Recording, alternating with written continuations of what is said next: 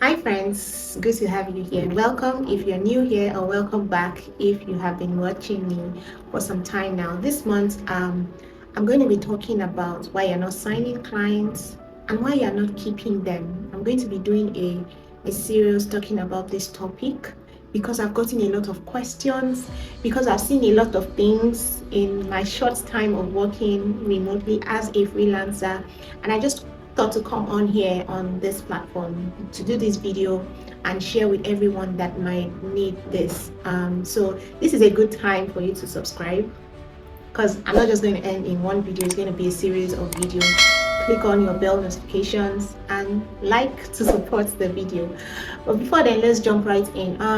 Before I go on to talk about the things that some of us might be missing that are not allowing us sign on new clients, and we are not having repeat clients, some of those things that we might miss, that we think that are little, that we might miss. Before I talk about those things, I want to first talk about the difference between freelancing and working remotely.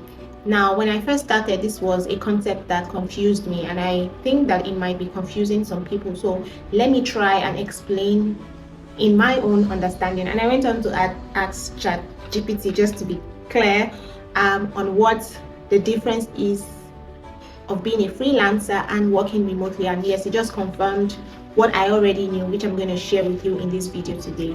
First of all, working remotely, someone who works remotely is an employee. You are working for a company or an organization, but you're just working from the comfort of your home or working wherever you choose to work from. So you are not in charge of your hours, right? You probably have a system where you clock in at 9 a.m., 8 a.m., however the case may be. See, if you're working for a tech company as a graphic designer or as a brand manager, or as the case may be, you clock in at 8 o'clock and then you have to clock out at a certain times. A period of time, you have to report to your manager, you have to come on meetings, Zoom calls and the likes. You are working for a company, but you are not working in a physical office space, as the case may be. Now, the perks of working remotely as an employee, you have the stability, the job security, because you know that, oh, you are employed by an organization and then you have your job. You know what is coming in at the end of the month. You have stuff like your healthcare, things like that. All those perks that you get as an employee, but just know that you're not in charge of your own hours. Okay, so that's like a summary or a definition of working remotely.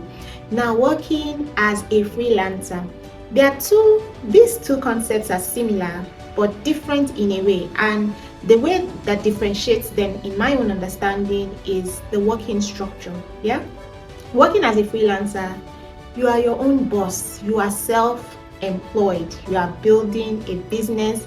I mean, nobody is getting the clients for you. You are getting the clients yourself. Nobody is telling you your working hours. You are determining that yourself. You already see the difference between working remotely and working as a freelancer. So the freelancer has that entrepreneurial mindset that, okay, if I don't talk about my business, if I don't market myself, then I'm not going to get clients this month. And all those specs that you have working remotely for an organization or a company like your healthcare, as a freelancer, you are in charge of all that. Okay, you're in charge of all that. So some months might be big, huge. Some months might be slow, depending on how you get clients. You're generally maybe working on project basis or contract basis. You want to sign on contracts for with your clients for maybe 6 months, 3 months, however the case may be. I thought to put this because it's always confusing people, to put it out there. Difference between working remotely. Working remotely, you're working as an employee for a company and you're not in charge of your hours. Working as a freelancer, you're working on your own. You are your own boss. You're self-employed.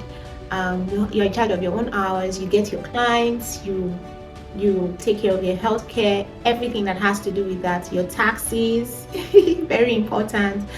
So I hope this was helpful. In the next video, we'll start with point number 1, why you are not signing new clients as a freelancer in this case, which is why I started with this video, and why you are not retaining them long term. If this was helpful, don't forget to click the like button. Please subscribe so that when I release the next video, you're the first to know, and share it with a friend that you think would need it.